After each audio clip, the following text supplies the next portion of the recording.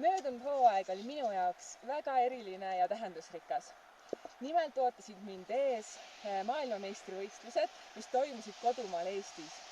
Ja minu suureks unistuseks oli võita seal enda esimene individuaalne maailmameistrivõistluste medal.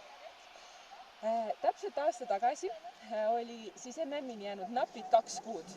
Ma teadsin, et mu ettevalmistus on läinud üsna hästi, aga orienteerumise puhul, nii nagu ka teiste spordialade puhul, ei loe ainult see, kuidas on läinud ettevalmistus, vaid ikka ka see, kuidas siis just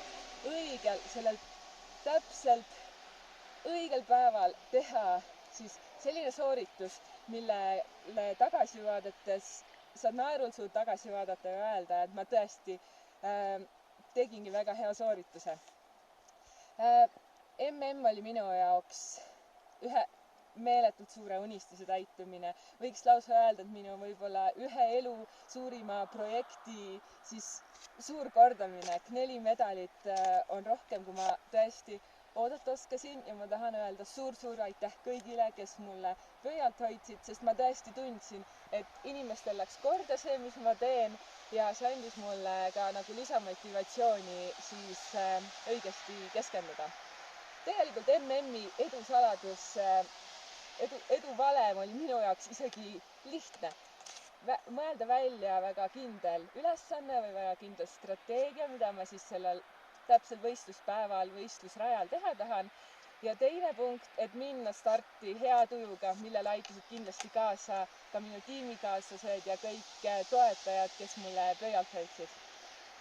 Praegu olen ma Davosis, valmistun siis homme algavateks võistlusteks, teen viimased suusaorienteerumise treeningud ja järgmine suurem eesmärk ongi Euroopa meistrivõistlused, mis toimuvad Bulgaarias, nii et hooaeg on juba täies hoos.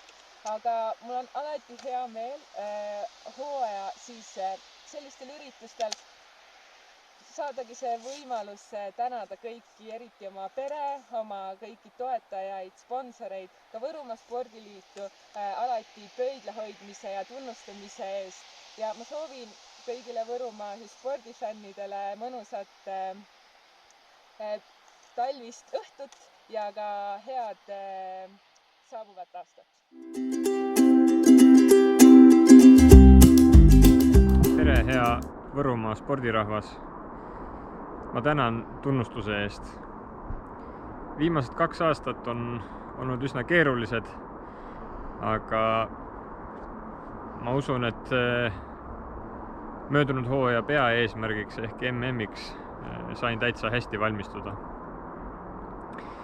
Arvan, et võime kõik olla uhked selle üle, et neil keerulistel aegadel oleme jätkanud liikumist ja tõenäoliselt just liikumine on aidanud meil koroonaaega ka paremini taluda.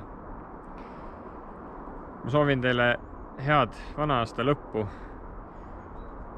ja veel paremat uut aastat. Jätkame liikumist ja püsime terved!